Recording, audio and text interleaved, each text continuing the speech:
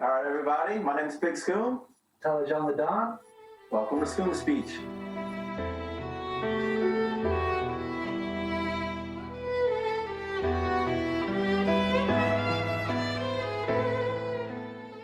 So, I'm right in. I'm thinking of topics. And this is one I battle with really hard right now, so I'm looking for help. Okay. Law of attraction, manifestation. Yeah, I like it. So, Manifestation. There we go. This is what I want to dive into exactly, because that means so much to so many people, right? Yeah. So here's something I was reading in a book. So, law of attraction, right, is basically things you want things to come to you.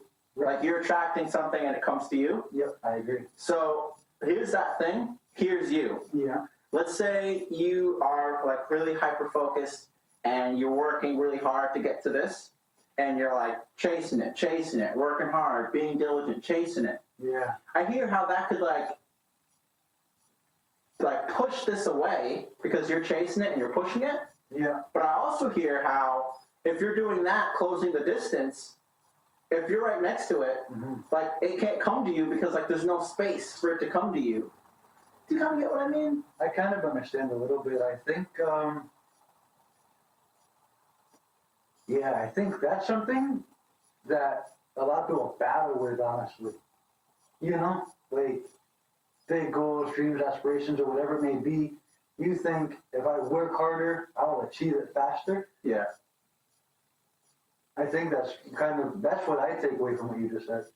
Even like, let's relate it to women, for example. Okay. Right? Like, for example, right, they say like, people know the basics, right? You can't chase a girl too hard, for example. And like, yeah, maybe the more that you play it more cool, and I wouldn't say push her away, right? No, probably shouldn't play mind games with women. Yeah. But just play it cool, right? You're not over eager. Yeah. And then then the goal is she comes to you. I don't know. It's kind of like that same thing. Like something can't come to you if there's no space for it to actually come to you. Right. Or like you have to create that distance so it can then come to you. Yeah. I think that has to do with comfort. You know, if you're too eager, that scares a lot of people away. Now here's where I'm like, I have difficulties like struggling with it because I'm not chasing a girl, but let's say I'm chasing money. Okay. Right? And yeah, like let's say, and I'm pretty eager to get money right now. Right. And I'm like that's what I'm saying. Like maybe I'm like chasing it too much, or I'm doing too much, and I'm just I'm far away, but this close. Well, yeah. And like I'm like pushing it away.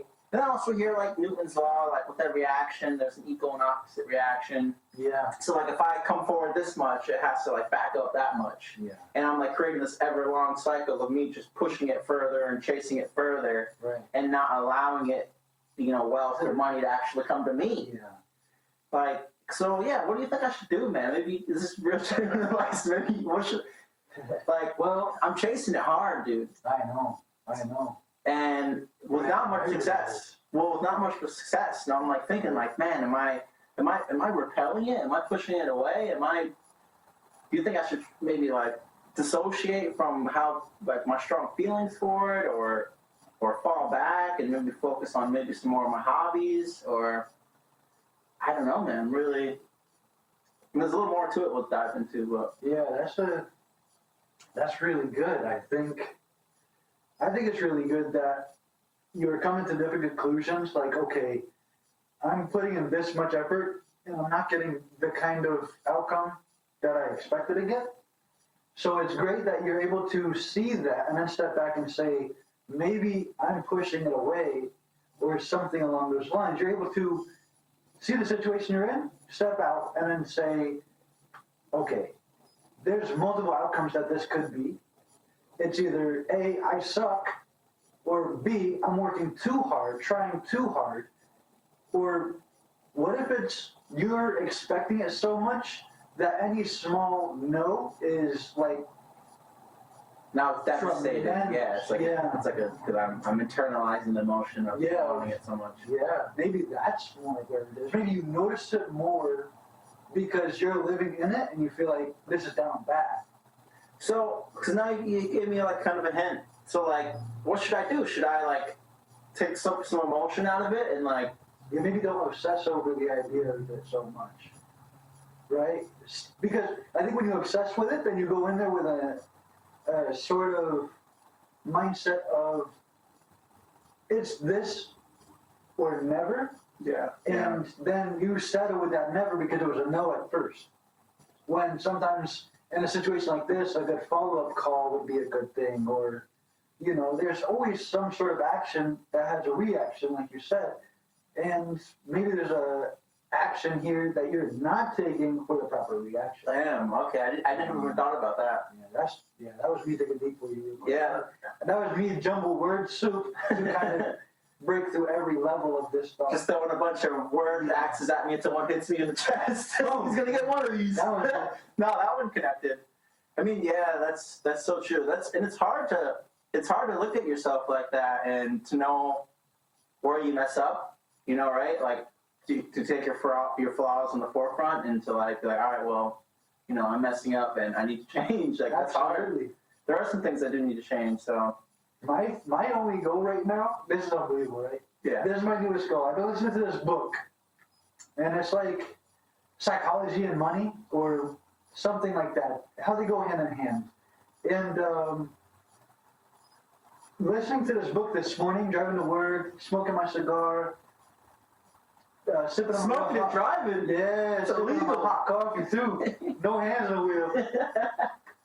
So I'm listening to this book, so I'm not even paying attention to things around me too. Because this book got me thinking, you know, I gotta figure out how to make $60 an hour. Okay. Because there's 60 minutes in an hour, and I want to get paid for every dollar on every minute. Okay. If I could double it, it'd be getting paid for $120 an hour. Yeah. Boom. Okay. That's doubling up. Yeah. Now we're talking business. Yeah. Yeah. I was at that at one point, and now it's not like that anymore. So, trying to figure out how to get to that 60 an hour. So, let's jump back to law of attraction manifestation. That's where it goes in, buddy. We were talking a few days ago about a few things like months ago I mentioned, maybe even over a year ago, and then boom, it happened. But now I look at it as a different sight too of, well, maybe that one thing was to lay this to rest. Maybe that other thing just, I've always had a weird attraction whenever it comes to mates, like partners and stuff. So, Okay. yeah, dude, that's always crazy. That's a whole nother conversation. But yeah, buddy, everything's been coming. That's what I'm saying right now. I'm trying to figure out how to get to 16 hours. Okay. That's me using my manifestation right now. So here's another thing, because I'm currently battling with just as you can tell from the first discussion, like what kind of mindset I should have towards, you know, my goals and my future. It's like the person that I am, right? I like going all obsessive and all whatever, you know, might not be the best. But so when people are trying to manifest things and stuff, apparently, right, they're coming from a place, they're more coming from a place of what they don't have. Desperate. Yeah. Would you say? Yeah, I mean, that's pretty fair to say. Like, the point, just the whole connotation of their manifestation is standing on a place of not having, at least, of not having what they are trying to manifest. And I just hear how that could be like, you know, that could be like bad spiritual signal that you're sending out into the world to actually get what you're trying to manifest. And they're like, yeah, you should be trying to manifest, you know, right? They say like, oh, you should act like you already have it. You know, whatever it is. People say fake it till you make it or whatever, blah, blah, blah. So that's still a big one. What do you think about that? Just real quick, I just want to know, fake it till you make it. What do you think about that one? I mean, probably need to affect the thing, because I've had like two different opinions on that. But have you ever used one or the other approach? Well, when I was younger, I was against it. I didn't think it was smart. Okay. But as I got older, you find out that's what a lot of adults really do. Well, that's true. Right? Yeah. How many adults can you count that you could think of, just number-wise, quantity, of people that once you really get to know them, you're like, I see you just faking until it's popped off. Yeah. You know? I mean, we all know a lot of people that do that. Yeah. It's crazy. I think it's good. I think it's a useful tool. yeah. I do. Yeah. I'm not knocking those people. I've tried it. I've had successful outcomes, and I have catastrophic outcomes. So it's like, all right, well, then you kind of feel like a chump at the end, because then you're like, well, they caught me thinking until I made it. Yeah. But then it's like, well, look, at least I had enough courage to try, and I saw it out because I believed in myself. Yeah. So there's that, So I don't know if it's necessarily a, what do you call that,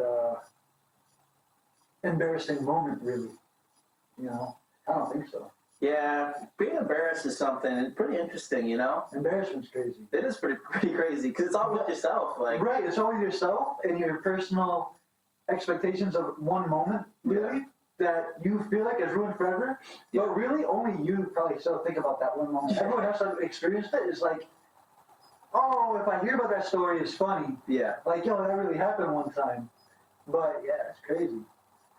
So I had a couple topics I wanted to talk about, but you just, refresh my memory about something I was just listening to. It was Jordan Peterson, and I don't really know if there's a question in it, but he was kind of saying how we all have this idea that the future happens to all of us at the same time. And he's like, but really, that's not the case. What does that mean? Isn't that interesting? That's a deep thought. That's what I'm saying. Like, how much thinking do you have to do to even think of that? Yeah, right. Well, technically, the next 2 minutes is the future. What about we'll be living at the same time? I didn't get to what he meant by that. I don't know what he meant by that. I don't know, because really, no one's born at the same time. Okay. Right? So you and I would have to both be born on either my birthday or I have to be born on yours, same time and hour. So your future probably would come probably a little sooner than mine, or vice versa. How would you decide? I don't know. He stated it like he was right. He was like, yeah. Well, he said everything like he's like, this is what we think, but it's not true. So I thought that was pretty interesting. It's your birthday coming up soon, right? Yeah, we all experience the future at different times. Well, what he said was, we all think that we all experience the future at the same time, but Which we don't. But that's not the case. That's interesting. Yeah, I'm like, what? I'm gonna have to write that one down and look at this. Yeah, that was pretty interesting too. And what was the other thing that you brought up? Oh yeah, so this is super random. Okay. But online, I think it was Instagram, there was like some study where they said that like if you like murder mystery, like they were just trying to link it to being bad, like murder mystery TV. Yeah. They're just trying to link to it. What? Psychologists calling it bad. Yeah, because all of a sudden we're sociopaths or something because we like this. Dude, what do you think about that? No way. Absolutely not, dude. I have gone my whole life and never heard anything seriously. And I've grown up with Freddy vs. Jason, Scream, insert horror movie here, basically, right? Like all of the 90s hits, Amityville Horror. I just watched that one last night, like on the bed. Yeah. Like, and I would never, so no, in murder mysteries, that's just my pastime. There ain't no way that that's saying something about my psychology or my health. 2 questions. What? The second one might not be a question. I'll ask them both and then you'll go for it. All right. So, the easier question is, what type of person do you think likes murder mystery? And then the second thing is, I heard this online, right? People don't go crazy. But it was saying how, like, it seems typically that potentially women are more interested in murder mystery TV shows. I don't know, like I said, it was in the comment section. Yeah. And it was kind of just trying to link it to, like, women liking drama or kind of women being crazy. And that's why they maybe, like murder mystery more. Yeah. Or think, no, here's what it was. Okay. Yeah. They were like saying and like I said, this is just what I see online, but they're like, oh yeah, a woman will work all day, and she's like, oh man, I just need to relax now, and she puts on a murder mystery of someone chopping the whole family up. That is true. Is that true? Yeah, I think it's true. Controversy here. It's controversial, but I think it's true. Why? Okay, I stand on it. Why is it? I think it's true. Because, think about it, psychologically, that is the time that they feel most empowered. What do you mean? Well, controversial, but they're going to start calling me like... misogynist. Yeah, misogynist real quick. Here goes the misogynist controversy. Episode 3, everybody. So, think about it. I think that women mainly live in fear. and they operate off of what they have to do in their life to make sure that they can live in comfort. And then, you know, a woman's main desire is to have a family of her own, her children or whatever. She wants to be a wife. Everyone wants to be a There'd be wife. a huge controversy. Yeah, I know, but check this out. But until they're at that point of when they are a wife or a mother, they feel much more minuscule in this world. Because think about how scary the world could be. Like, you can type in crazy stuff on YouTube and find crazy videos of people just getting ripped off the street. And then boom, they're gone. You never hear about them again. All right. Imagine, like, seeing that and then thinking, I'm one of them, or I could be one of them. And A victim. Yeah, and yeah, so the only time that they would probably feel more superior at the end of the day is watching this murder mystery and maybe someone is getting massacred or something. And they're like, okay, well, I don't feel so minuscule anymore because it happened to somebody else. Someone else is a victim. And maybe there was a man involved in this case that was the victim. Okay, well, now we level the playing field because a man just got attacked the same way a woman just got attacked, so now what? So let me I think see. it's all a bunch of psychology stuff. Let me see if I can get it right. I'm gonna attempt to summarize what you said and tell me if I understood it right. Yeah, let me know. So obviously, right, this part's pretty true, right? Typically, women are, you know, they're at disadvantage physically out in the world. Yeah. So because of that, which makes them potentially victims for, you know, physical crime. Yeah. Since they have that and they know that, you know, and obviously, right, that's a scary thing to live with. We're not women, but I can only imagine. Yeah. You know, right? You know, probably have tons of sisters who've been harassed at the bar, just harassed by men or whatever. So because of that, you know, they can potentially watch murder mystery, and it kind of, what's the word? It's kind of could be like a coping mechanism. Like, hey, you know, life's hard for a woman out there, and yeah, when I watch these shows, this is the part I need you to finish. When I watch these shows, what? Maybe they feel like you know, I don't know. Maybe like when I watch these, all sorts of different emotions, but I think that's very subjective. well, Maybe they watch those shows trying to understand why people even attack people like this, because that's where my interest in this comes in. That was your first question. yeah, Why am I intrigued by this stuff? Is because I'm intrigued by the psychology part. And you know, women like where you and I will arm wrestle, or we want to associate dominance by trying to outsmart each other, or maybe it is physically. And women, they only run on a mental level. okay, You know, because mental chess is their best game.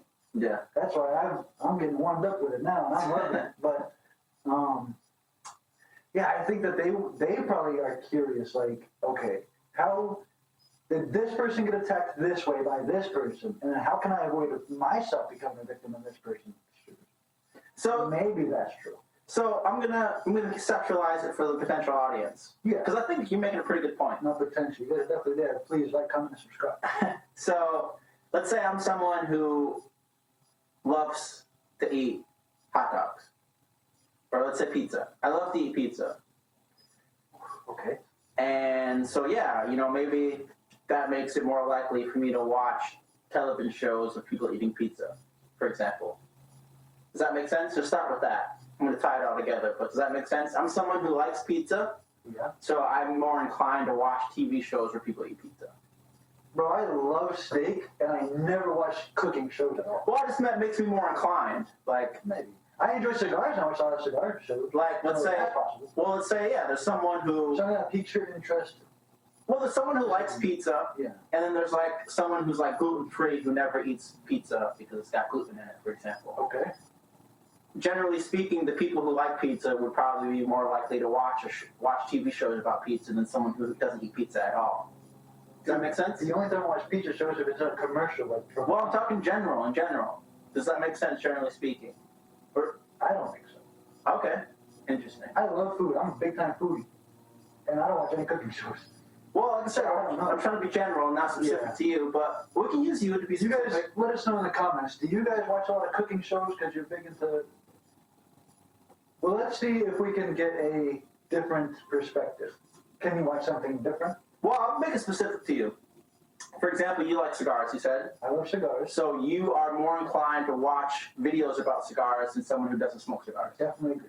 So that can maybe be the same for these TV shows. Or I like pizza that eat pizza. Well, I like SpongeBob, but I don't really like, you know, so that relates to this because potentially, you know, let's say I'm a woman and on my mind is physical danger and physical assaults. Yeah. Since that's on my mind, you know, I may be more inclined to watch something about that as opposed to someone who on their mind never thinks about physical assaults. Like a man, for example. Okay. So, you know, that could be maybe why they're drawn to watch it more than, you know, maybe a potential man. I can agree, but I think it boils back down to the subject of it just being so subjective. Like, everybody is different. Like, my mom, she can't stand shows like that. So that's the reason why I'll say it's super subjective, because I've dated girls in the past that were big about these shows, crime shows and investigations, like forensic files, if you will, right? And then I know some people that just the concept of the show alone freaks them out, it makes them feel uneasy. But maybe that's them still tapping into that victim fight or flight type of thing in their mind, you know? Yeah. So that could be, but okay, a woman watching shows like that, do you think that it's desensitizing herself for maybe the possibility of defending herself better if a real world situation similar to this did occur?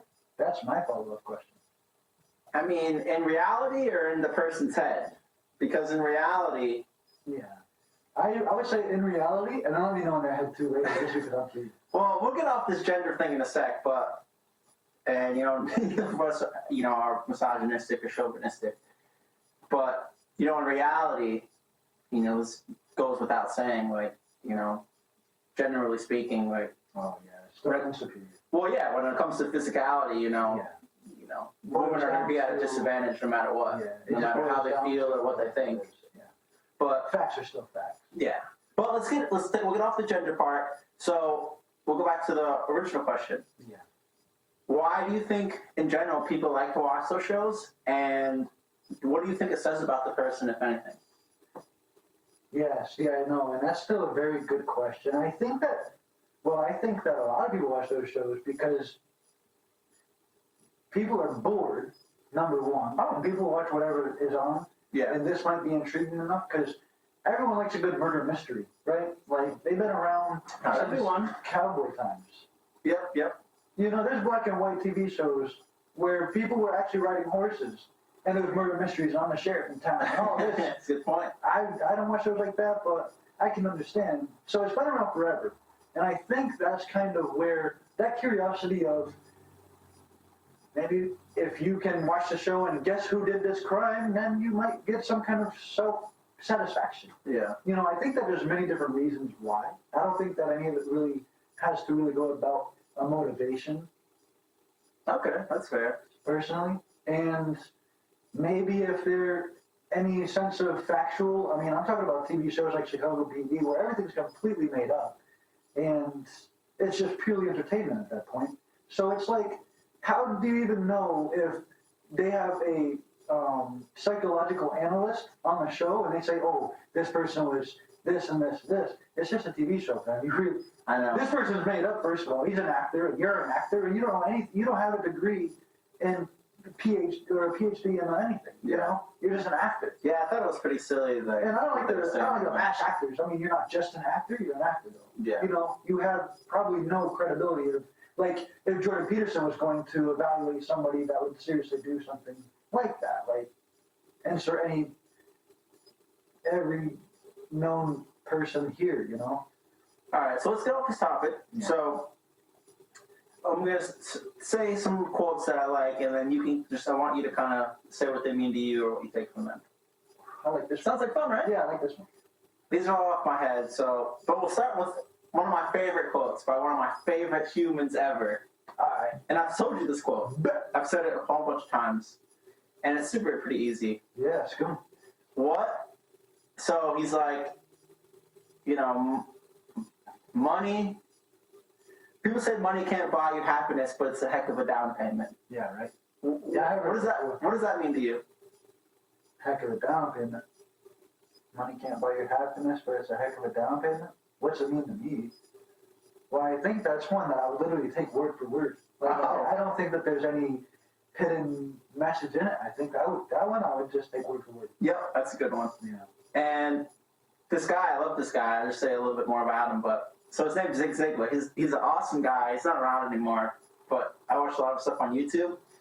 And he's like, yeah, anyone who says they don't care about money will lie about other things too. That's a good one. That's funny. And he also calls stoplights. He calls them go lights. Go lights? Yeah, I think he's funny. But so let's go. I'm just thinking another. That one you might want to take with stride because. So another one I told you just not too long ago was a coward dies 1,000 deaths, a soldier dies but once. Yeah, I love that one. That's my favorite one. What does that mean? I want tattooed somewhere. What does that mean to you? Well, it's that one I would take word for word too. I believe that a coward will fall for anything repeatedly, or whatever. You know, I mean, you can get a coward. I'd say a coward is someone foolish, and I say that because I just think cowardice is foolish as it is. You know, I don't see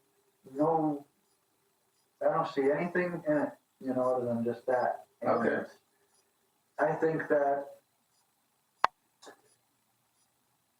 somebody courageous will die once because they will do whatever it takes and see it all the way through. And that was his mission. If he dies 30% in, 20% in, 50% in, 75% in, he was still in it until his mission was completed. And that was that. I thought the quote a little bit differently. Here's how I thought of it, as in, like, you know, coward will dramatize his death a million different ways in his head. Like, oh man, I'm about to go out in my car, and what if I get into a car accident? Or I'm about to get on a flight, and what if I die during my flight? They'll just think of, like, you know what I mean? Yeah, there's several ways to die. Yeah, they're like dying thousands of times in their imagination. Because they're scared. That's everything. But scared of reality. But the soldier dies once because he never imagines, like, he doesn't have these fear thoughts, like, when he dies is when he dies, and, you know. Going with it till it's in. Yeah. Yeah. So that's kind of what I thought of it. That's why, I mean, even if that's the way you take it, I think it's still brilliant, and I still stand beside it. I think it's gorgeous. I think that's a very good quote. So, what was the other quote I said a couple days ago? It was basically like, a true leader leads from the front so he doesn't have to watch his comrades die. Yeah. I think that's excellent too. What's some significance behind that? Well, that right there will bring me right back to the president, you know, that, I can't remember his name right now. JFK? Was it JFK? I don't think it was JFK. No, Paul Revere. No, Paul Revere wasn't the president. Okay. Well, I can use Paul Revere, though, because Paul Revere was known for that, where he was on his horse, riding up probably a church hill, and walking into the battlefield first with all his men behind him, you know. I do know Paul Revere was like that. Paul Revere was also behind the, what was that railroad? The Underground Railroad. I don't know. The only thing I think I know about him was the British are coming guy. And yes, exactly. And that man was a lieutenant general. How I think of that quote, I mean, it's still pretty self-explanatory, but yeah, I mean, if you're gonna go to war, and let's say you are the leader, and if you truly love, you know, the people you go to war with, yeah, I mean, if either way you're gonna die or they're gonna die, like brothers. Well, if either way you're gonna die or they're gonna die, you'd much rather die before them than literally actually visually watching them die, and then you got to walk over their dead bodies to go fight. You know, you die first, and you don't have to watch them die. Yeah, that is courage. I think so too. That's courage, dude. Yeah, that's what I would call it. You want to tell us a little bit about your cigar? Well, before I do, what do you think about ghosts? Are ghosts, they're real? I think they're real, yeah. Any evidence or encounters? I think that, me personally? Yeah. Dude, I lived in this house when I was a little kid in Vernon, and my sister heard this little girl's voice in a closet one day. She dropped the laundry basket right down the stairs faster than, I don't think she had feet that day. I think she got jumped on like 6 at a time.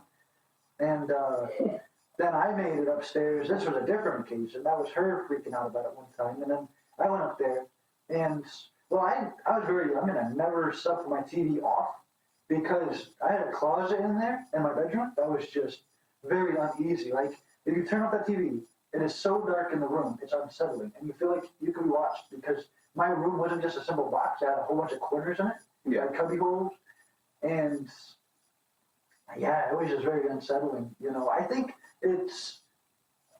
I do believe in spirits, I believe in ghosts, and I believe in all different realms of reality. I believe they all pre-exist and coexist together.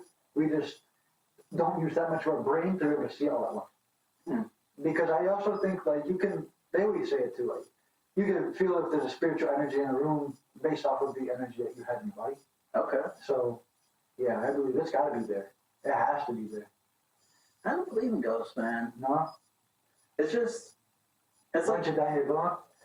well, I definitely don't believe in spirit. But it's like almost with aliens too. Like the same reason why I don't believe in aliens. Like, just so you probably shouldn't use my own account, but for example, I've never seen an alien. Right. So Anybody, if you've ever seen an alien, drop a comment below. it just, I don't know, just why should I believe in it if I've never seen it? I guess that's pretty ignorant. And so that's how I feel about ghosts too. Like, I've never seen one, touched one, or had experience with one. Yeah. So it just seems illogical to believe in it. I don't know. Yeah. Maybe if I had an experience, but I don't know. I guess, like, I never believed in supercars until I saw the comments. Okay. Yeah, that thing is sick. See it in person or? Yeah, I've seen one person. Only Damn. one. Yeah. Only one. That was in New York. I was like 16 years old. Maybe 15. Yeah, right.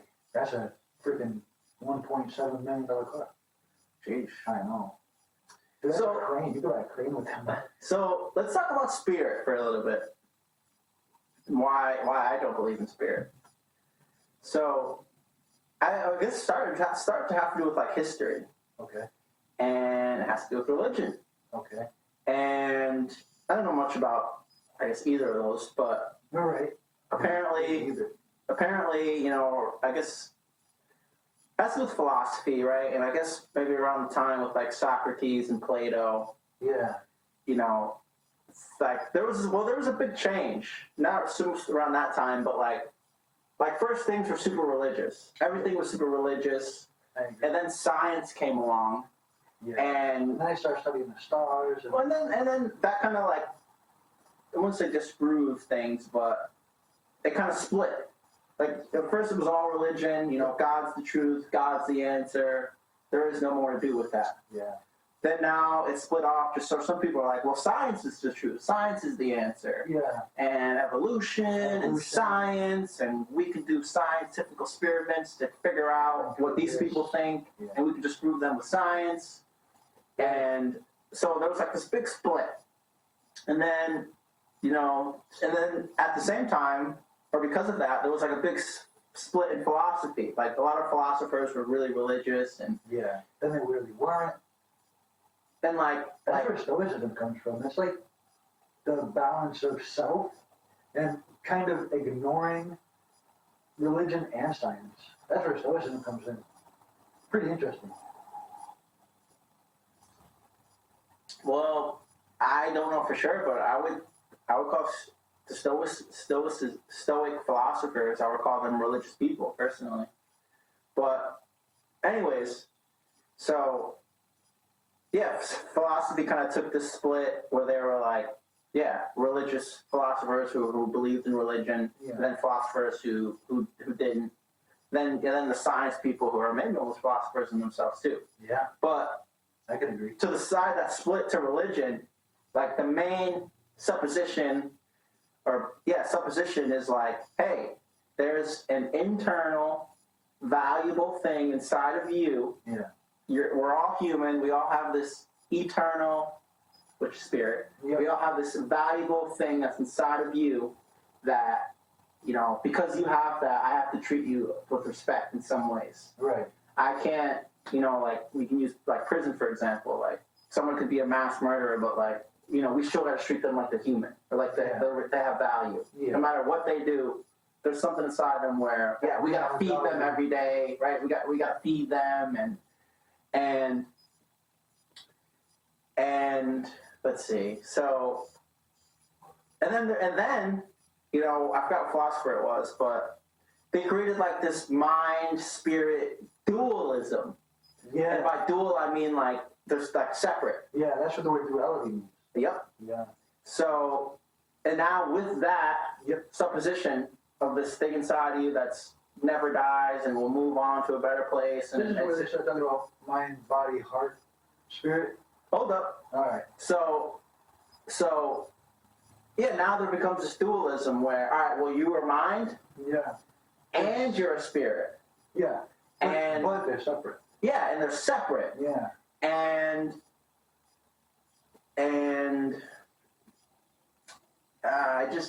I don't like that. Well, yeah. So here, I don't like that. I don't like the fact that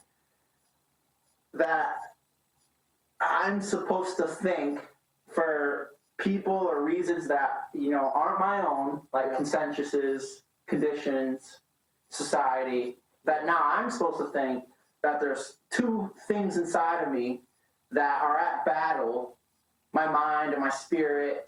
You know, which one do I listen to and which one's in charge? And so on, I just don't like that. I don't think that's a good way. I don't think, like, let's say there wasn't all this society, you know, and consensus. What we call as morals. Well, before we get to that, before that, let's say I was talking to you, and I was like making you, as like I was God and I was making you. And I was like, hey, just so you know, there's two of you in there, and you know, you don't know which one to listen to, you don't know which one's right, you know, you're going to be at odds and battling with both of these things at all times for the rest of your life. But hey, good luck, go have fun. Yeah, right. Like, why would I want to set you up for that? Yeah. It just seems wrong. I don't know. I think it's wrong. It takes away your power as a human. Right. And it's weak. Right. Like, 'cause, yeah, how empowered do you feel to go live life now? If I was God and I created you and I told you that right after I made you, you'd be like, thanks? Like, are you helping me? Are you hurting me? Like, right. Which side do I lean towards? Yeah, is this going to help me with my life, or is this going to make it hard for me? Like, what would you think? Yeah. Go live about 70 years, you know, but just so you know, you're going to be battling with some eternal spirit that, you know, that goes against what you want in your mind or whatever. Good luck. But good luck. Right. What would you say? Sheesh. Would you thank me? Good luck for sure. Would you thank me? You'd be like, oh, thank you for this awesome opportunity to... I think a wise man would still thank you, yes. No, well, you know, I'm not super wise, but a wise man would first ask, like, why are you doing that? Yeah. They'd ask why first. That is a You'd be like, why? Like, why? What is the purpose of this? Yeah. You'd be like, why, you know, why? Just why? Maybe just see, well, free will is a thing, and you can make conscious decisions to choose to do. Because if you speak of this entity of God, then you insist that God only operates off of three things. So, well, one large thing would be love, right? And he wants you to do whatever you can consider to be the right thing. And then you got the devil, that's temptation, that'll always tempt you to do bad things. Eat an apple that God said not to touch, or simple things. I don't think that it doesn't have to be extremely hard or difficult. Unless if, you know, we get into the temptation of bothering other humans, adultery and things of this nature, or homicide, or even suicide. I mean, I believe that even harming yourself is a problem. But I don't want to get moral. Yeah. But let's try to be objective. Yeah. And I know you're a religious person. Yeah. And, you know. So it's hard not to. Well, yeah, that's where I grew up. You have deep passion. Yeah. But imagine we were talking about someone else, right? Like, try to dissociate from how you feel. Good. So well, imagine. I only speak from personal experiences. But if somebody came to me and said they had the urges, I wouldn't necessarily talk about the edge. No, we're not talking about morality. We're talking about morality. No. But I'm trying to think where I was going with that. So we talk to this other person and we're like, oh yeah, we say, hey buddy, imagine someone you really care about. Yeah. Your son. Okay. And we're like, hey buddy, we want you to take a step back from how you feel in your life. Yeah. And tell me, does it make sense to think that there's an everlasting spirit inside of you that never dies? Does it make sense? To think that rationally. Oh. Or ask yourself that. I don't know. Tyler, does it make You never feel it, but maybe you do. Well, I'll ask you. I feel that I have it. Well, I'll ask you. Does it make sense to think there's an everlasting spirit, you can call it real or I won't, but Well, I don't think it's tangible. I think does it make sense? body parts are tangible. Does it make sense to truly think that? Yeah, I think so. Explain. Okay. Well, whenever you're in a very sketchy or scary situation, you get this thing people call instinct. Where does that come from?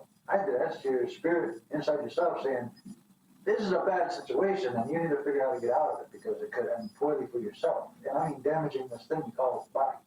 The main point I was trying to make is, I'm not discrediting anything you said, but just from even what you said, what makes that everlasting and not die and forever? Oh, that I have no problem. I have no idea about that. Does it make sense to think that about yourself? That I have an everlasting, and like I said, I'm not trying to break. Well, I religion. don't think that humans can really fathom the idea of immortality. Does it make sense to think that there's an everlasting spirit inside of you? Well, if my answer is that I don't think humans can really comprehend the idea of immortality, so I don't think it would ever make sense, really. No, I don't think it would make sense. That's my short answer, but I gave you the more direct answer of, can you grasp immortality? And what does that mean? Well, that's kind of the argument. We know this vessel dies. That's kind of the argument I kind of feel and like to make is basically what you said. Since I can't grasp or rationalize anything with immortality and never dying, it doesn't make sense for me to believe it. Therefore, one reason why I don't believe in spirit. I mean, that's kind of silly for me to think. I think it's fair. I think it's very fair, It's hard for a lot of people also to believe in something that's not tangible. So I don't think that, like, your standpoint on extraterrestrials or even spiritual realms, I don't think that's a problem. I definitely don't think it's a problem. I think that's the wrong word to use anyway. But I don't think that's a debatable fact because, well, who would I be to tell you what to believe if I know whenever my beliefs are challenged? Normally, I just stop listening to that person, honestly. Like, I'm like, okay, like, you're trying to change my mind, so this conversation won't go anywhere. Not the fact that I'm only looking for relatable facts, but more for the fact of you're not going to be able to see my standpoint, so I don't even want to try to begin to grasp yours. But that's where I think humility comes in, where I think it's very important to be a humble human. We can touch on him being humble in a sec. Okay. It's not so much that since spirit is intangible, that's why I nail down and say, hey, it's stupid, I don't believe in it. It's not so much that. It's just that, like, when I try to step back from my human existence, and look at myself more objectively, okay, that's where just logically it just wouldn't make sense to believe in a spirit. Like, of course, emotionally it does, and it feels great, and I can sell myself a dream. Oh yeah, I have this spirit; it's gonna live forever. That makes me feel good. That's so happy. Woohoo! Like, and I can do that in my body, like, whatever. Like, I don't like a more like a whatever. Yeah. I went like this because I feel like that's like a low level of thinking. Right. Well, no, I don't think that it's a low level of thinking. I will say this though. You don't think so? That's a low level of thinking? Well, by low level, I just meant like surface level. Like I can. So you think that you say you believe there is no spirit, so that i.e. leads to low level thinking? No. The opposite. Oh, okay. Me just taking a couple minutes to think about it, like that's why I call it surface level. Yeah. I spend about, let's say, whenever people start having this thought, I'm 10 years old, or whenever people start believing in spirit, I'm like pretty young person. I'm like, oh yeah, there is something that lives with me forever. Woohoo! And then I just don't ever think about it again. Like it's like pretty surface level. Right, because, well, this is my question to follow up your statement, because I do agree with what you were saying. I just want to make sure I had it right.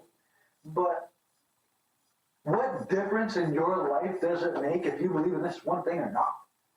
If you told me my father's cigars are better than this one, and I never tried my father, but I just believed you because you said so, what difference does it make if I never had one? The metaphor kind of threw me off, but I get the question. Yeah.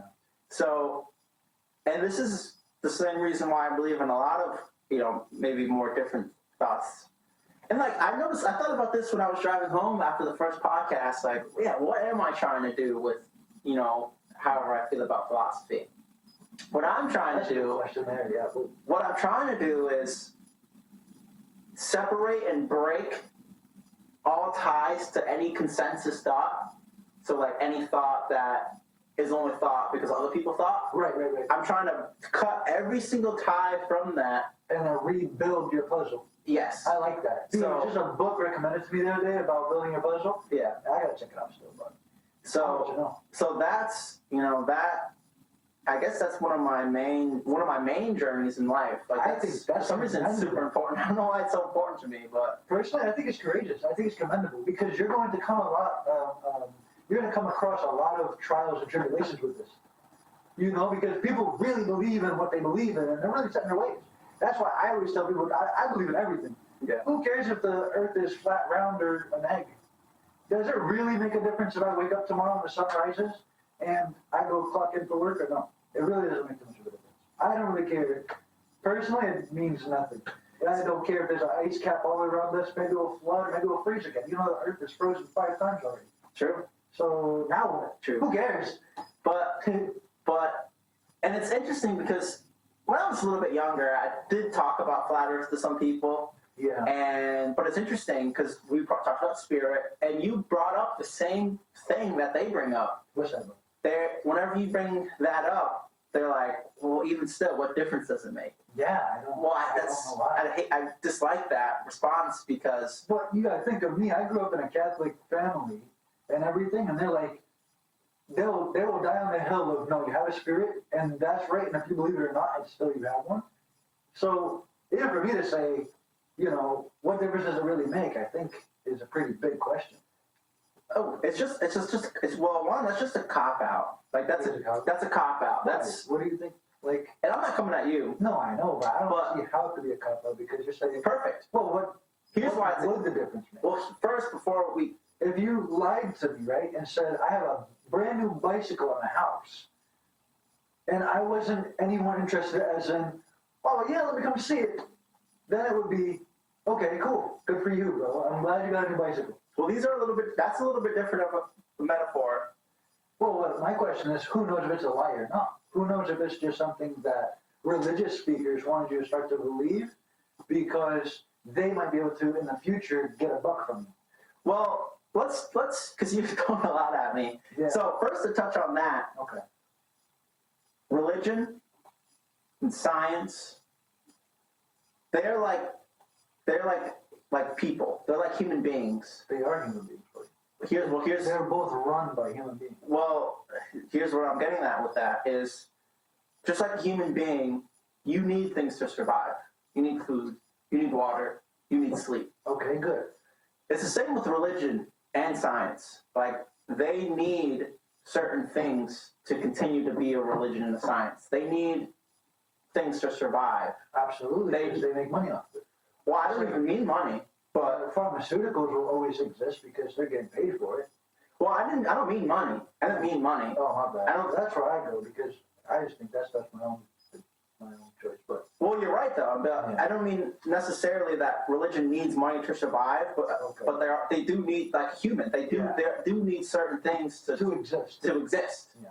And I won't even talk about what those are. We can save it for another podcast. But then back to the other thing that you said, why I call it a cop-out to say things like that. Okay.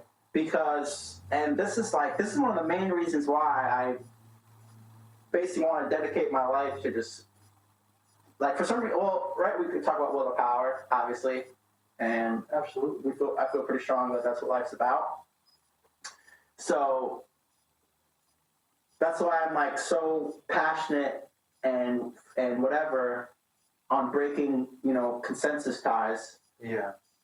because, you know, that's something that for one, it makes me feel powerful. It makes me feel powerful, and that could be pretty diluted and Because pretty. you came to a conclusion on your own that wasn't just based off someone else's thoughts. Not even. Just the actual act. And I mean, I guess I'm a pretty defiant anarchist person anyways, but just the fact of just saying, whatever this idea is, just no to it. Just gives me so much power. It makes me feel so good. Just saying no to it. I don't have to. Yeah, just, and like truly feeling that way. Yeah, absolutely. It's you know, for me, it's like, yeah, it's a great way for me to live. It's something that makes me want to keep living. It's a great feeling for me. Yeah, because it's challenging all thoughts or regularities, possibly. Yeah, it's just fun. Yeah, just fun. Being defiant, it could be fun.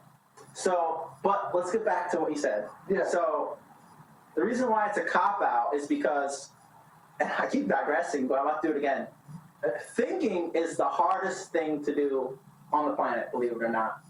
Yeah, I know, right? It seems... You and I wouldn't think that. I know, it's kind of hard for me to explain, but if you were to take some time and think about that alone, it's true.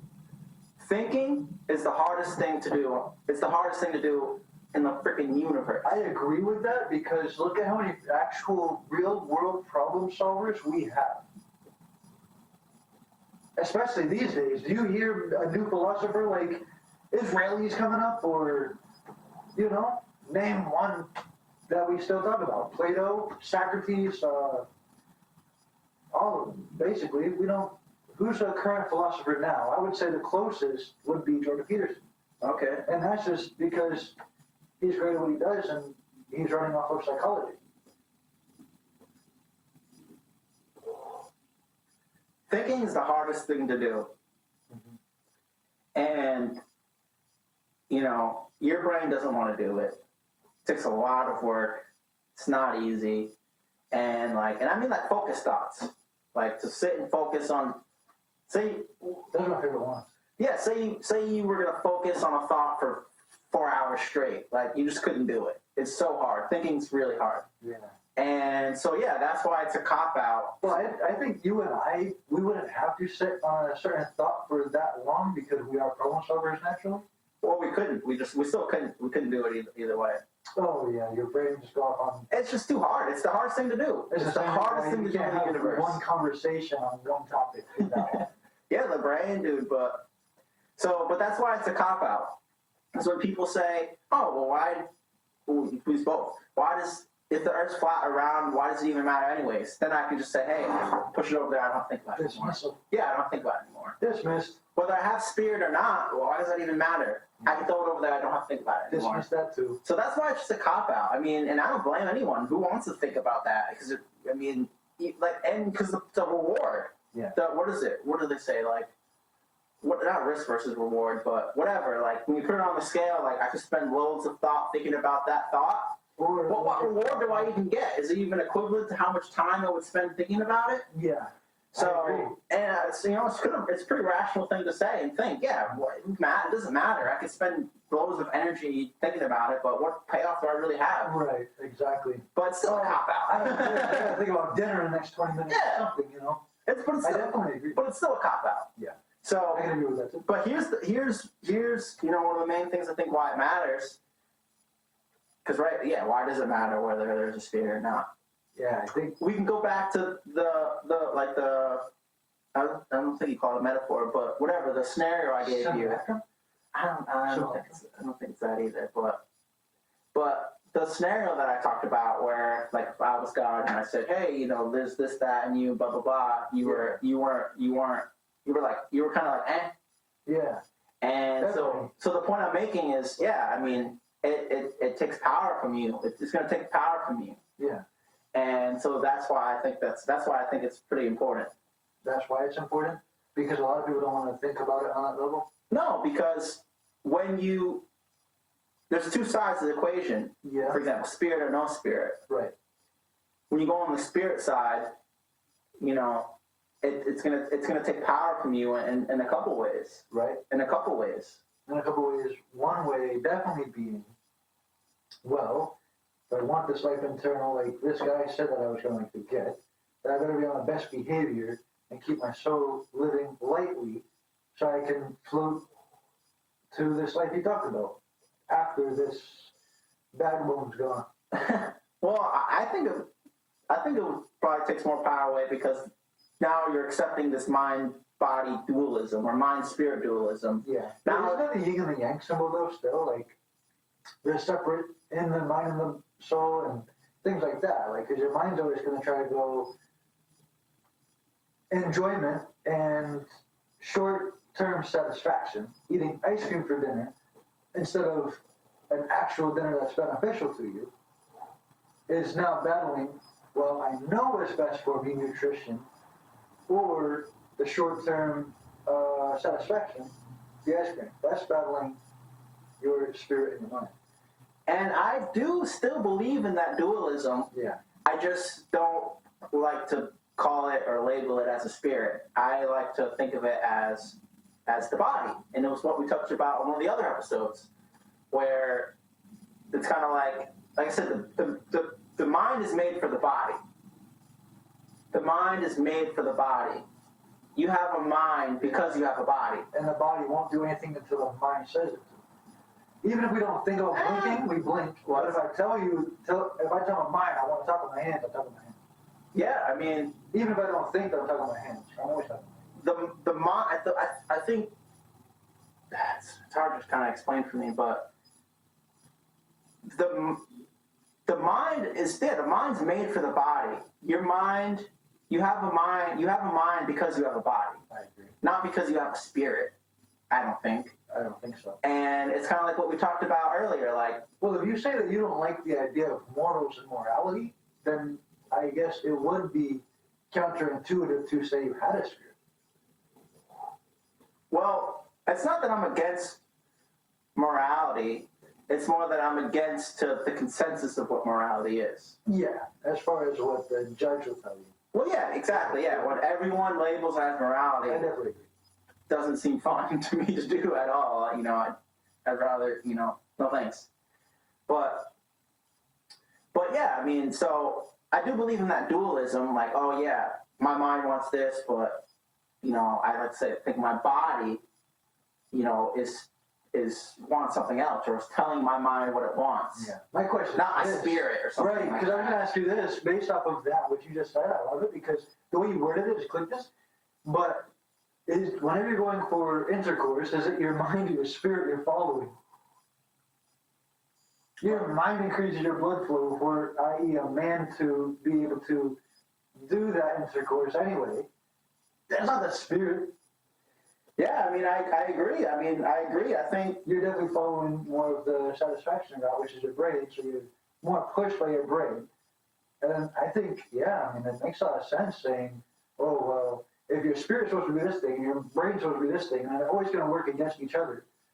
Well, if they did that, then you're following your brain anyway to procreate, which would be what the world needs as population increase all the time. And you don't need a spirit to do any of those things. yeah, I mean, That's unbelievable. I don't know. I just want to. no, I'm glad that you I just bagged that. are at least like understanding what I'm saying, like, because it's kind of like I feel like they developed at the same time. We talked about some of the episodes. I feel like Yeah, that caveman stuff. yep, and I feel like the mind is always catching up to the body, and The mind's catching up with the body. yes, Why do you do that? because The body. yes, I think well, that's obviously a fact, right? Because No, I think the mind works faster than the body trying to keep up. With hold up, because it's a fact, because we weren't always as smart as we always were, but we always had bodies. Oh, so you're talking about in the grand scheme of things. Of course. Okay, Like, yeah, like we were around, but like we didn't know how to talk. of course. We were around, but we didn't know how to build buildings. But we knew that if we move this rock enough times, my biceps look good. Yeah, yeah. We always knew that. We were always able to, not always, but we were able to use our bodies, and If you're the more physically fit, you look good. you were able to use your body, the more the mind develops to use it more optimally. I can definitely agree with that. As far as just mechanics go. Well, I think probably for everything, but, and like, remember we talked about this, like, let's say I took something hot, And you're like, oh, and I'm like, and yeah, my body, with my body, I took something hot, my body is like, damn, that's hot. Now my mind starts to think, all right, well, how do we not do that again? Now my mind, enters. things around it. Yeah, thinks now. Now it thinks. Right. Because I took something hot, now my mind's like, all right, well, how do we not do that again? What looks like that also may be hot. So yeah, I think the mind is, like, I'm talking about evolution. Yeah. No, Like the mind evolves, for the body and for the body to be used. Yeah. Not, for my spirit to, I don't know, go off and live forever somewhere. Right.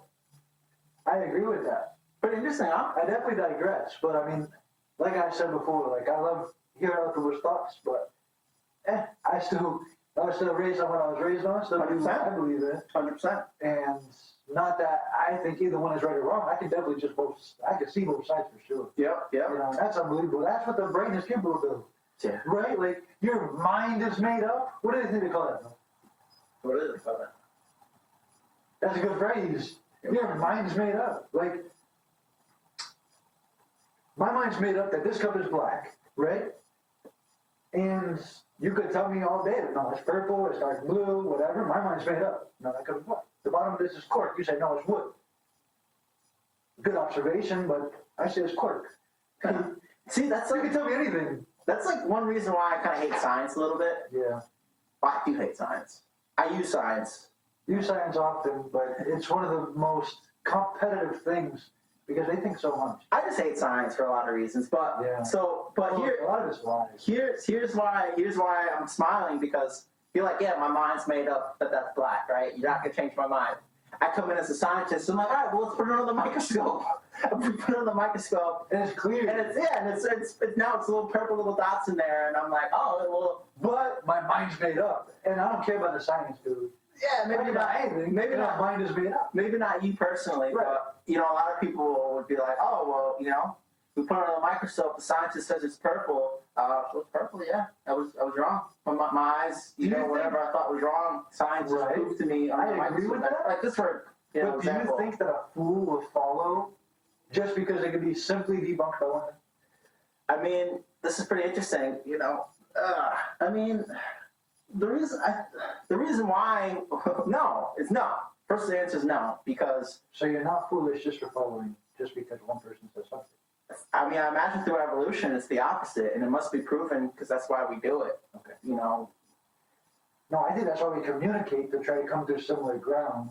Unless if we're like, all right, but if I feel this way about this and you feel that way about that, we can both carry on our whole lives and it not really mean too much.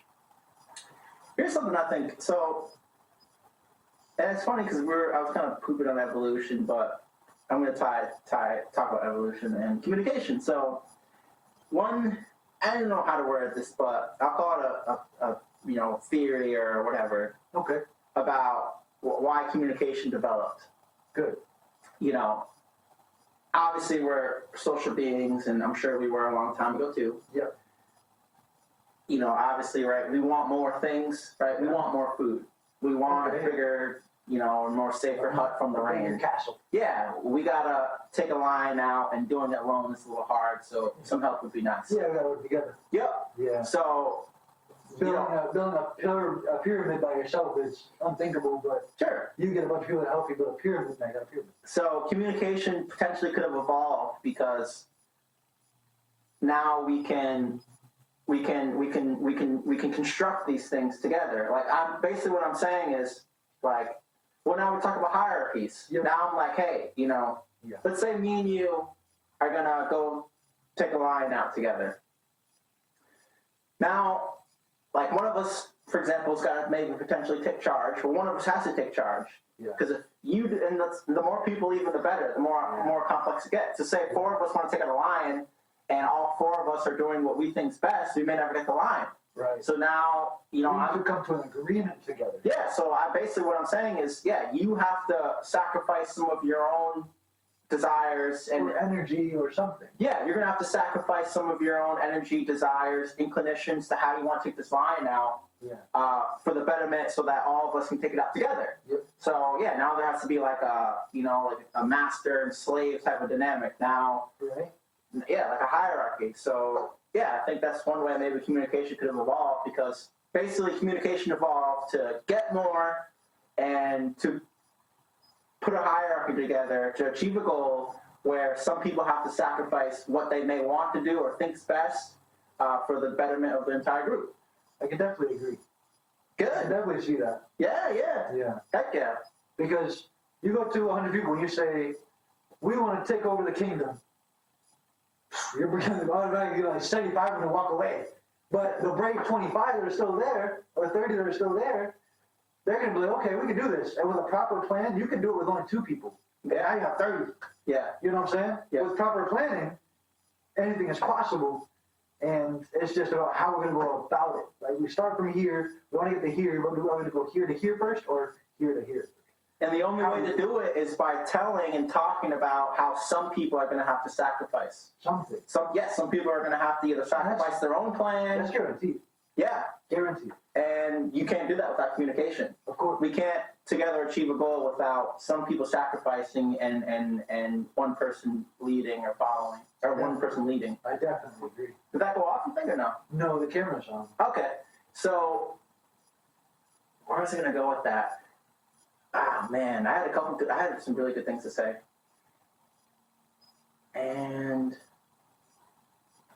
So why communication is key, and why some people are going to have to sacrifice certain things to get to an end goal. That's what you're saying. And then evolution was involved in here somewhere. I don't know, I think it's about you saying 2 people could take on something, but it doesn't really matter. But I can edit this out, but I don't think. Communication.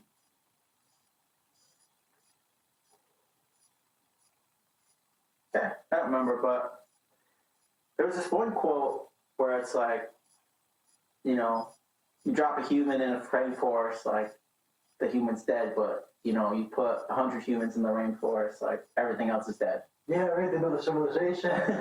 Well, yeah, I guess everything else is dead. That's what we do all the time. I mean, whenever this house here was built, I know that it used to be all woods, obviously, and deer used to roam through here all the time. But then, boom, they built this, and now, whenever I first moved in here, I did see deer. Now I don't see any deer, so yeah, everything else dies. Yeah. And even myself, I've cut down multiple trees on this property, and that's just more things dead. Okay. Things that were once living are now on the ground, so it's dead.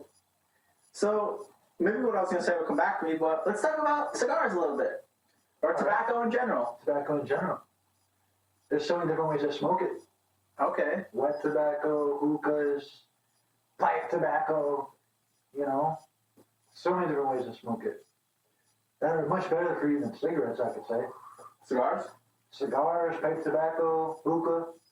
I would say all 3 of those are better than cigarettes because there's no chemicals in them. Yeah. There's no chemicals in any 3 of those things I just mentioned, but it's still tobacco. There's nicotine. Why do you smoke tobacco or cigars? Cigars. I believe this goes on to your thing of no spirits, no souls. But I feel like I'm an old soul. Okay. So for some reason, like, people call it like dressing fancy or stuff like that when I wear suits and everything. And everyone always wonders, like, where are you going? Like, dude, it's just a normal day in the life for me. Yeah. And yeah, I just feel like that's why. Like, I relate to the 1940s more than 2024. Okay. Yeah. That's why. And I enjoy cigars because, dude, there's so much personality in a cigar. First, it's the gentleman's pastime, really.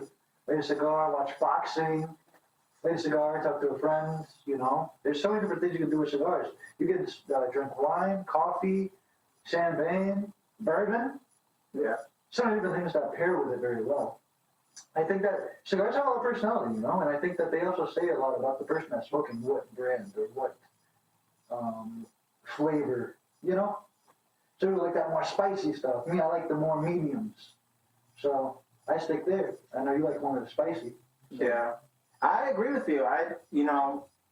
I think for me, it's a great way to, honestly, yeah, just separate myself from the world. I feel like that's what it does for me. I feel like it allows me to step away from the world,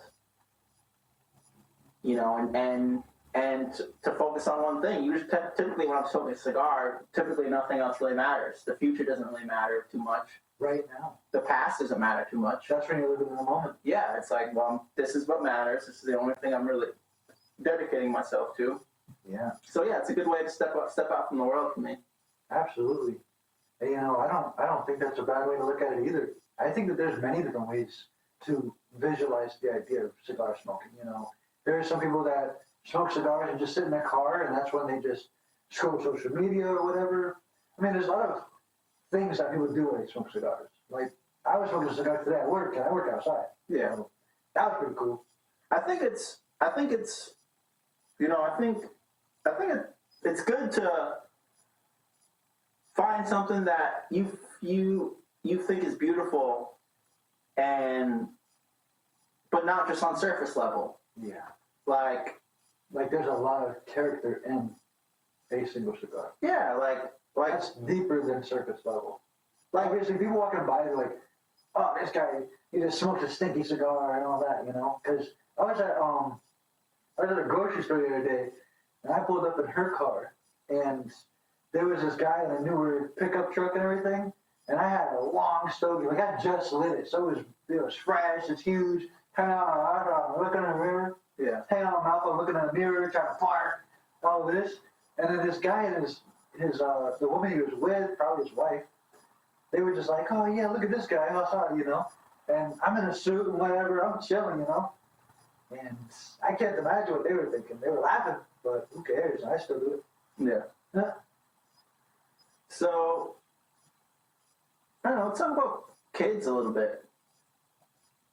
What do you think this is like some of the main lessons you can learn from kids? Learning from children? Yeah. Well, naivety. In a good way, bad way? Yeah, well, I guess you could say either way. I mean, it's scary, but it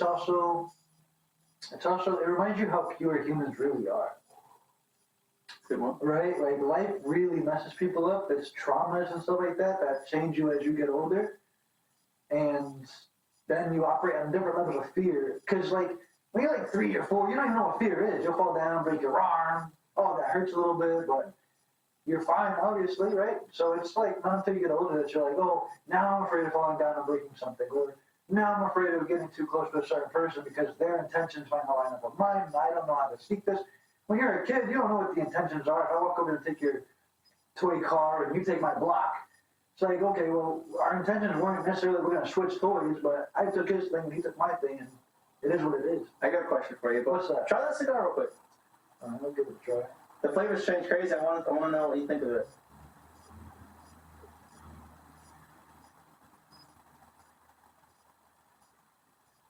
Wow.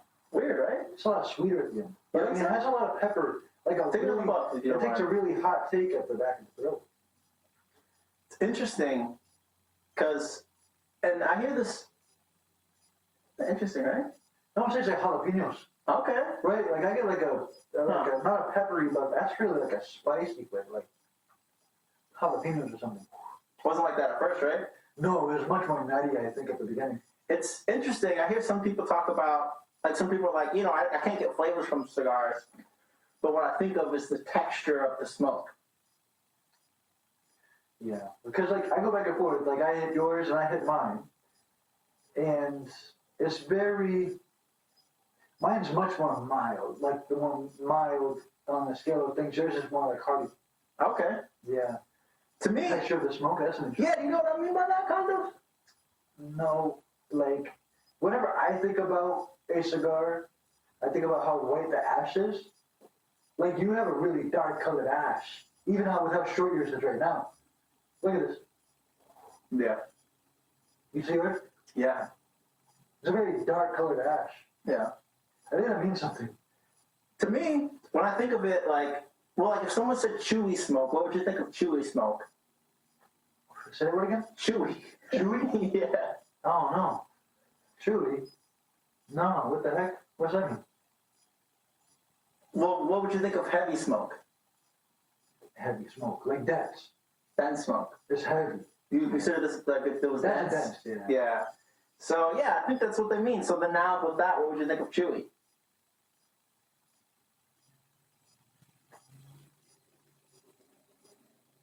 Maybe that. I don't know. Yeah, I think it's I'm not interesting. sure. What do you think? I mean, kind of the same thing. Like, One thing I hate is a light smoke. I hate a light smoke. okay, If I'm rolling around and I'm smoking on a cigar in the car, yeah, and I'm getting so light of a puff out that I can hardly see the smoke, that Yeah. upsets me. okay. Yeah, I don't care at all.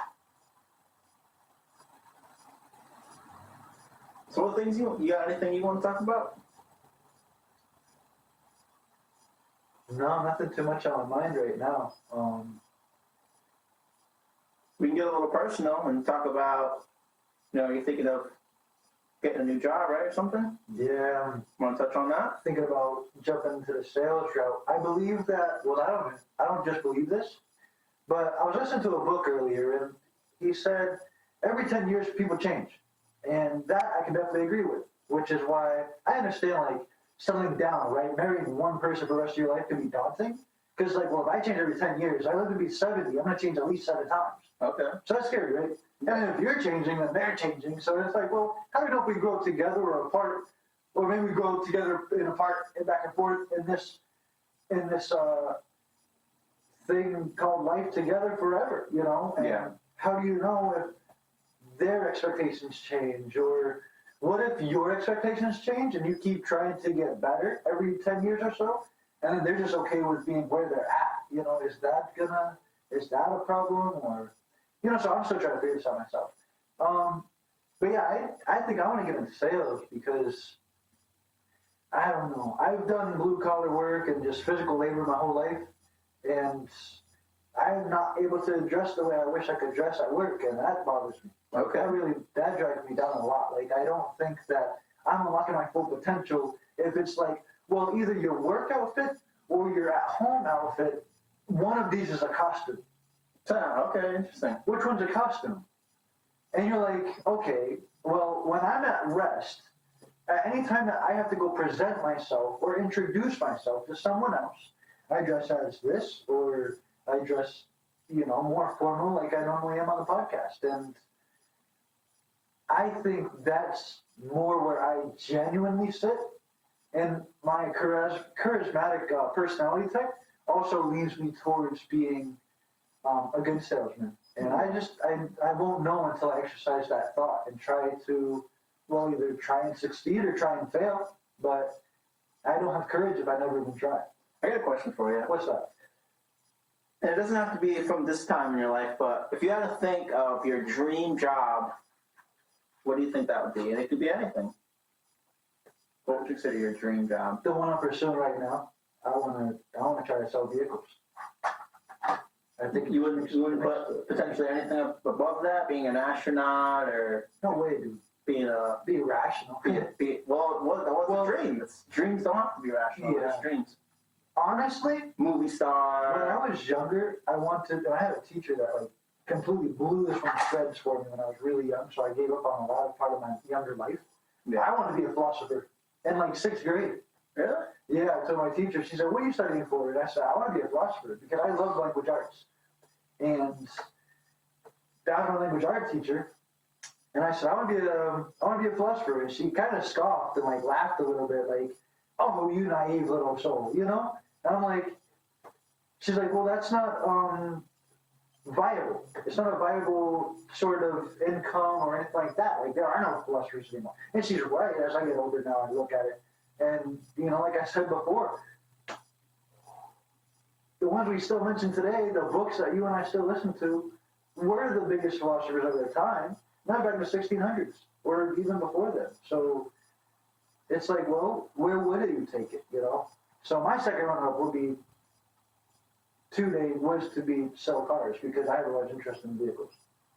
It's interesting. You brought something up. And I heard someone talk about this, but it's just interesting because, back in the day, there was a lot of great people. Right. You could talk about philosophers. You could talk about, magicians like Elvis Presley and just there were so many great people in short spans of time. Yeah. like, when's the last great person we had? Like, what do you call them? An athlete or something? Like LeBron James I or don't know. you know what I mean? Like, it Yeah. seems like great people I feel like that are so much more spread apart, or maybe none on that level, or I feel like athletes are so replaceable in our minds because, like, okay, think of a professional boxer. Maybe Mike Tyson. But Muhammad Ali, he's no longer with us. He passed on, and has anybody really, like, taken on what he left off with? I don't know. I think athletes are very subjective. I think that they come and go very fast within one lifetime.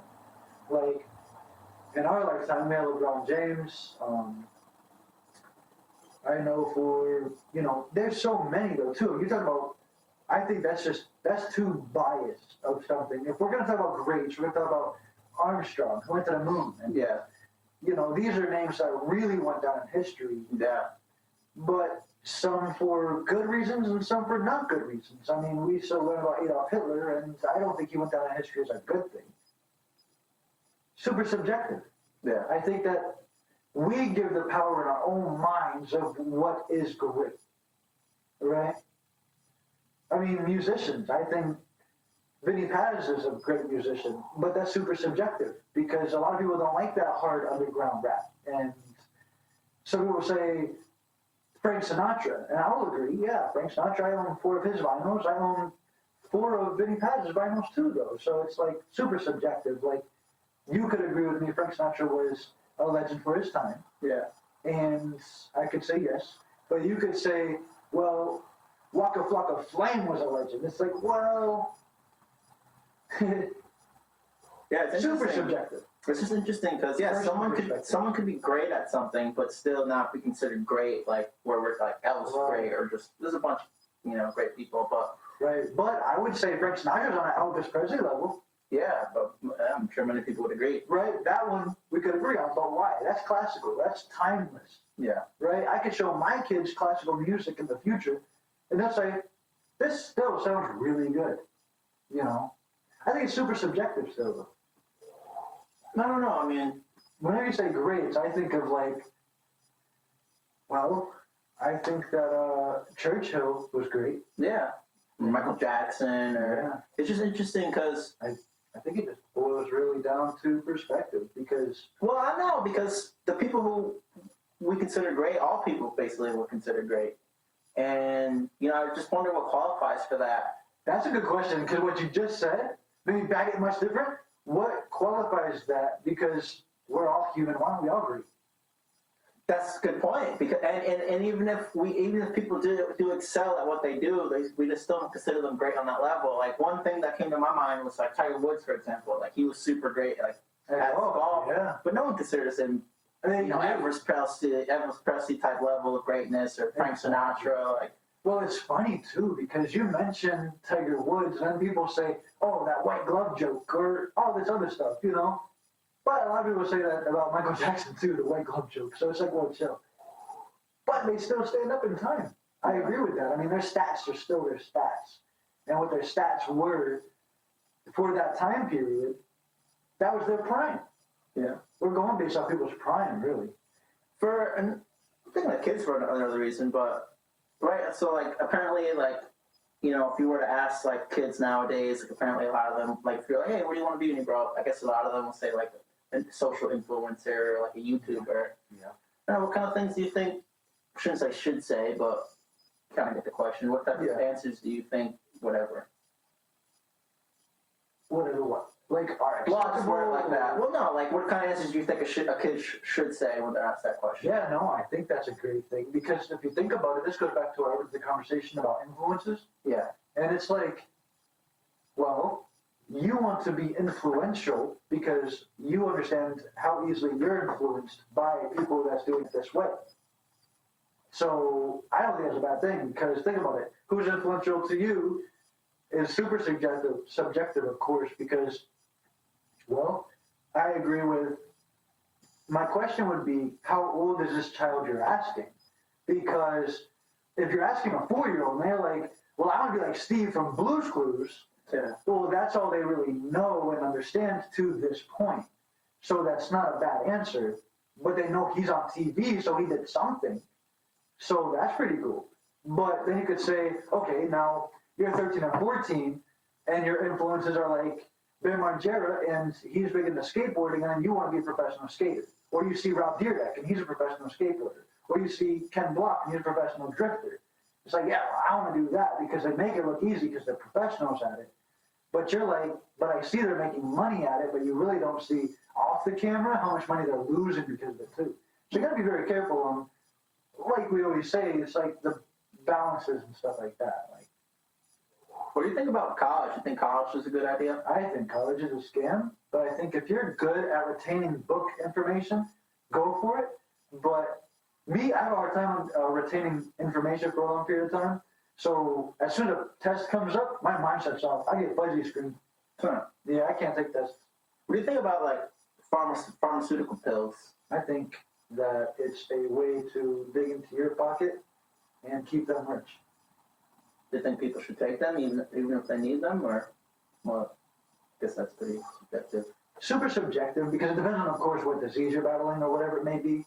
But I believe that I can sell anything to you if I tell you it's going to benefit you, and all I'm doing is giving you a little pressed pill made of milk. You're increasing your calcium intake by 3%, and now your hair's growing back. I think it's placebo. I believe a lot of stuff's in your mind. Okay. Yeah. I haven't been to the doctor or taken a medicine in a long time, and I'm not sick. Yeah. Still not sick. I haven't fallen sick with any of the last big 3 flus that have hit, so that's good. There's this one experiment where many people heard of it, but like there's like a room full of monkeys or whatever, and they like have this thing hanging from the ceiling, like a banana or something, on like a chain, and like every time a monkey goes to like climb up the chain, they like come in and like spray the monkeys with a bunch of water or something like that.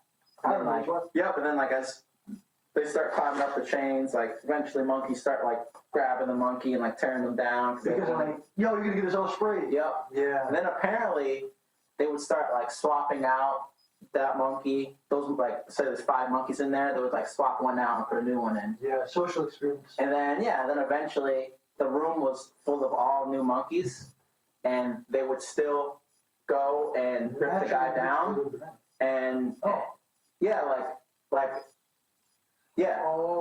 like there's like every time they put in a new monkey and took one out. So now there's like 4 monkeys that were there for the first time. They're always looking out for each other. Well, there were 4 monkeys that were there for the first time. Yeah. And 1 wasn't. Right. And then there was 3 monkeys that were there for the first time. And like these 3 know like, hey, if you go for that, we're gonna get sprayed for water. Yeah. Then there was 2 who said, hey, if you go for that, we know we're gonna get sprayed with water. Then there was 1 who actually knows like, if you go for that, we're gonna get sprayed with water. Yeah. Then all 5 are all new monkeys that now they don't even know that they were getting sprayed with water because none of them were the original monkeys. Okay. Yet they're all still stopping that monkey from going, even though they've never been sprayed with water and don't know that's going to happen. Dang.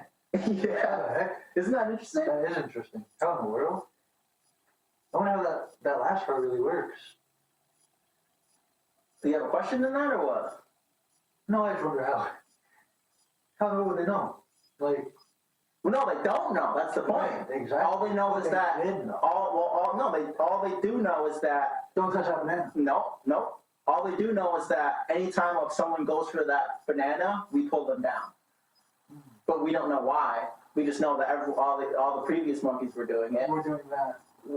And since they're all pulling them down, none of them had to get sprayed with water because they're all getting pulled down before they got sprayed with water. So that banana just exists on the ceiling. Yeah. They all keep pulling each other down. And they don't know why. And they don't know why. They don't know. They've never experienced someone getting hit with water. Yeah. They just know that all the other ones just stopped them when he went for it. Yeah. Isn't that interesting? That is interesting. I think it's pretty cool. Isn't that how people are, right? I guess so. So that's like one main huge main reason why I just try not to go for these consensuses, man. Yeah. Yeah. Because it's all a trap. And we don't even know a trap of what. Yeah. It's a trap for what. Yeah. We don't know. Yeah, that's pretty. What are we avoiding? We don't know. Yeah. That's maybe the bigger question in life. We're all just pulling down, and yeah, we don't know why. We're all just going into this consensus, and we don't know why. We just know everyone else was doing it. Yeah, I feel you. That's crazy. It's very interesting. So never go for the consensuses, guys. Never. Don't be afraid to fall for the trap. Yeah, go for the banana, even if they are. Well, it doesn't really relate in that way. Oh, the banana's a big bag of money. I'll go for it. Yeah, I think. So, what do you think about the experience of using someone as a example, if you will? Okay, walk me through what you mean. Well, use someone as an example. Say, well, they do this in other parts of the world, but you get caught stealing, and then they cut your hand off. Well, no one else wants to lose a hand. So it's basically the same theory of what the monkeys go through. Like, I'm not going to steal. I like my fingers. Yeah. You know, lead by example, or just punishment of one person, and then this right here won't happen further down the line because it was using this person as an example. But I don't know why humans haven't really understood that, because obviously we all can agree probably murder is wrong. And back in the guillotine days, where if you get caught murdering somebody, you're going to get your head chopped off by guillotine. But people still murder. Maybe because people just don't believe in it's wrong. Well, one, murder is not wrong, as in, that's just contextual. Oh, I believe. I think that if you're murdering in self-defense, yeah. So is it wrong? Yeah. I definitely agree. That's a good point.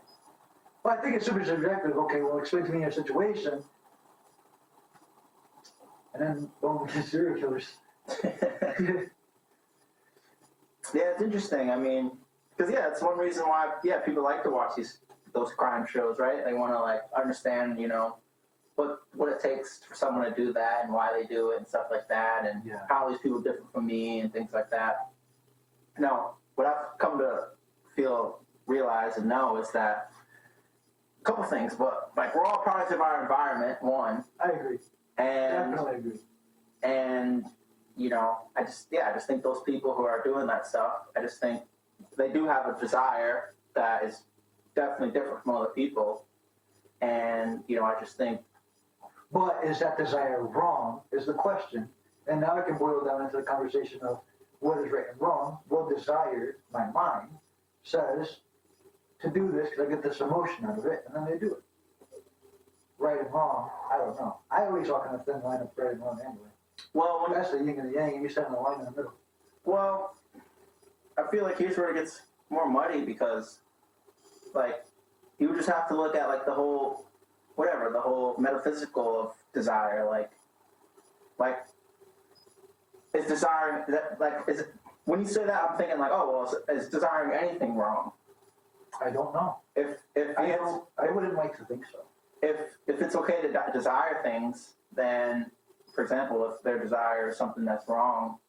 Well, we are normally raised to believe what is wrong. Yeah, I feel like it almost gets pretty black and white. Like either desiring's wrong and we shouldn't do the things that we desire, right? Or desiring isn't wrong, and of course, if someone desires something wrong, like then we start calling that wrong. But then again, then wouldn't that mean desiring is wrong just in general then, or no, or only what we pick and choose to desire is wrong? Which is when you get into the whole society norms of so that's where it's money. Well, that's where it gets unfair. Yeah, like that's where it gets unfair. Because obviously, I can get a room of 12 people that agree that one thing is wrong to bash one person, but I can also find 12 people that support this one person too. True. Right? Yeah. For every one thing, there's equal or equivalent amount of the other thing, and that is the matching force, always. Yeah, I mean, I don't know. I think desire is pretty interesting. I mean, I definitely agree. I think desire is very interesting. I think that's why I study psychology to the degree that I like to, because is it wrong to desire to want to be financially stable on your own?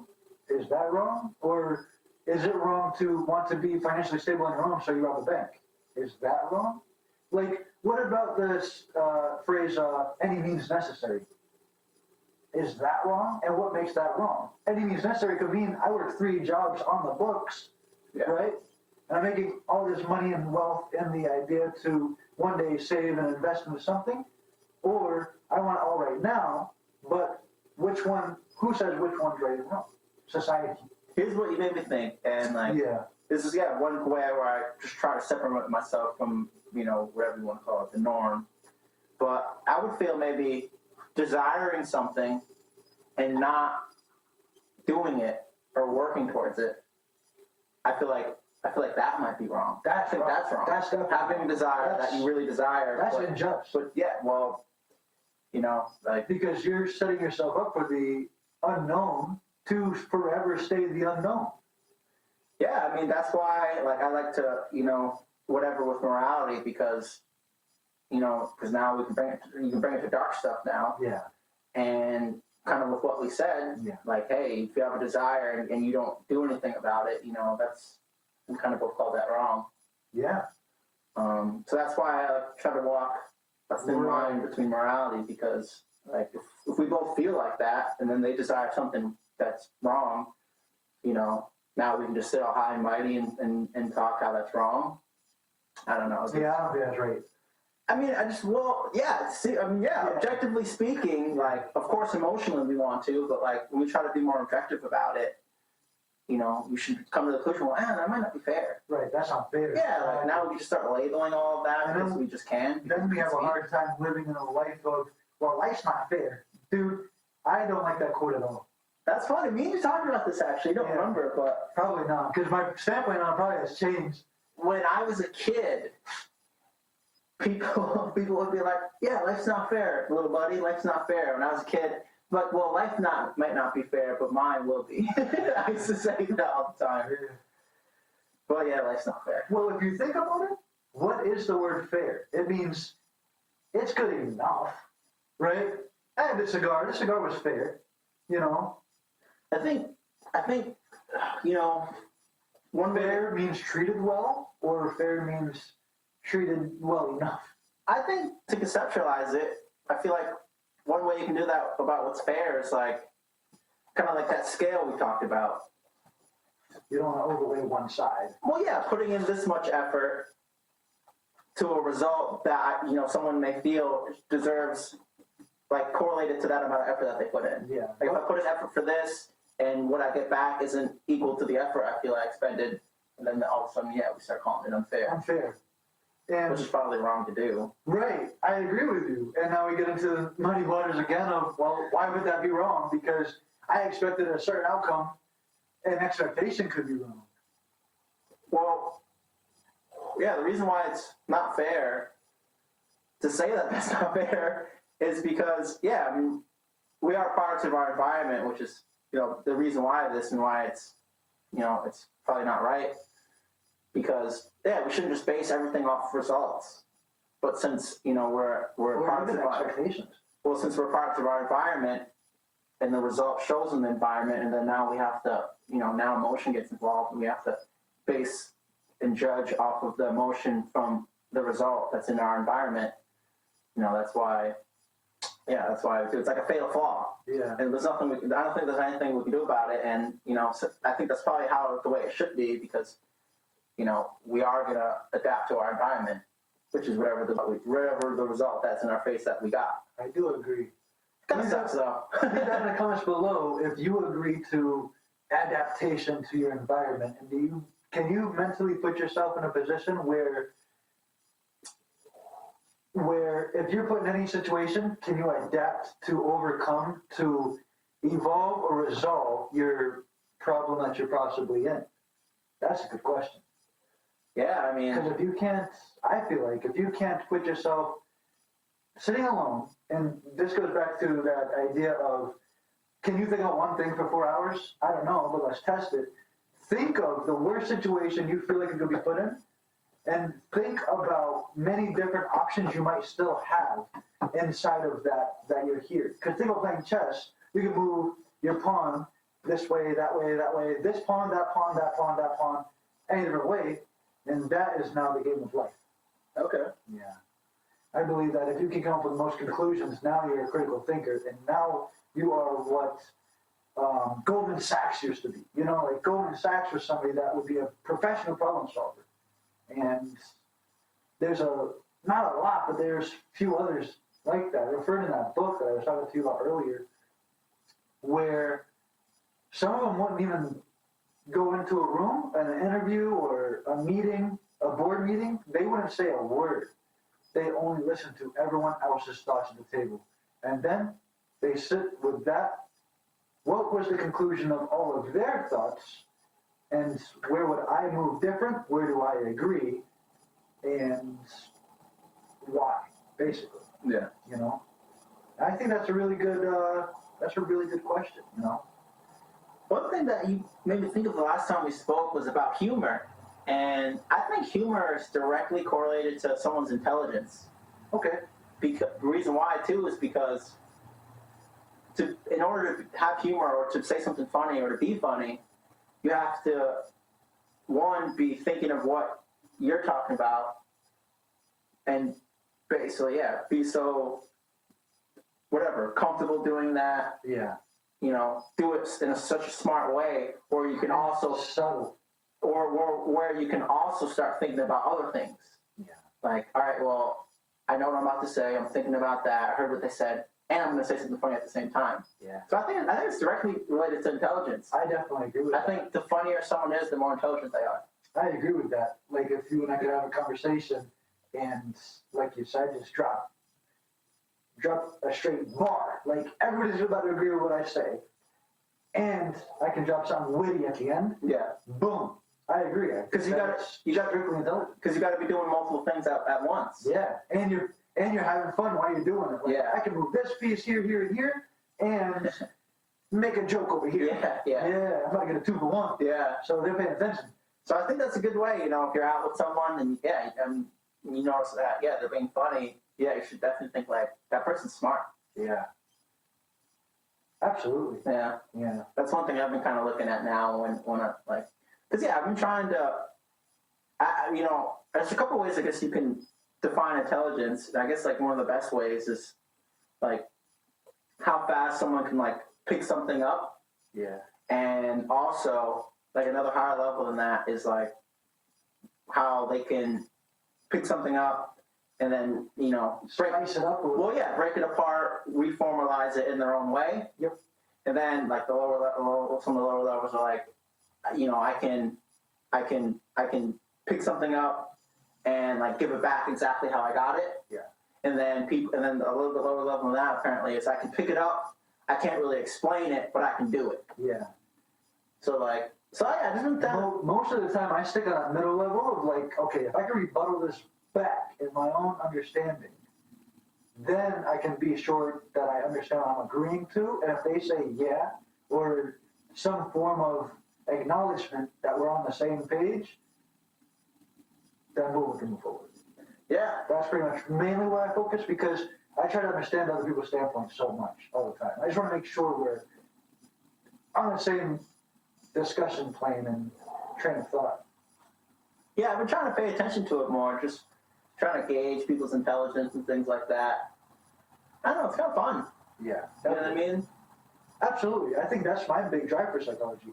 Oh, okay. Period. Yeah. Like, not so much that I'm trying to figure out how smart this person is, but I'm trying to figure out what sort of conversation can I have with this person, and they let me know that based off the conversations that I bring up, and if I can just up it a little bit every time, then we can start talking about things that may correlate to history, may correlate to just open thought in general, like the conversations you and I do have.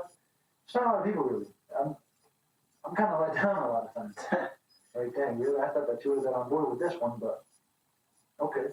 I like to, and I don't think this is right or true or whatever. I guess right's the word, or accurate.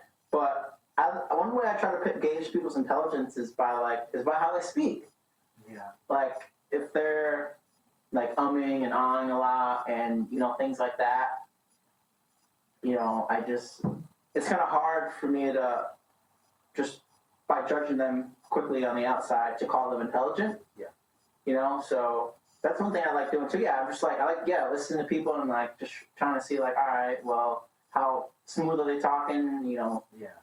And I'm like, I don't know, whenever someone's talking, with like not a lot of ums and ahs, I'm like, well, they must be smart. Pretty intellectual. Yeah, I'm like, yeah, they must be. One of my biggest pet peeves is when people say the word like too much. Oh man, I can't even give you an explanation, but if you know what I mean, you know what I mean. Yeah. And it's the most annoying thing ever. Yeah. In my opinion, it's like if you go to certain parts of the country, they say type shit like after every sentence. Yeah. It's like, yo, relax. Yeah, man, I went to school today type shit. You know, my teacher was on some bullshit type shit. It's like, bro, relax and get over the story. I would like to hear how your day was. Yeah, that's just where I was going. Like, You know, like, that's how I feel about ums and ahs because, like, you'd be like, oh, what'd you do yesterday? And they'll be like, you can't remember what you did yesterday? or they'll give you the most minuscule parts of their day. Yeah. And you're, it's like, well, this isn't going anywhere fast. Obviously. Yeah, brother. This was good, man. Let's wrap it up for tonight. We'll wrap it up. It's Tyler John the Don. Big Skoom, guys. And this has been Skoom Speech. Skoom. Have a great night. Peace.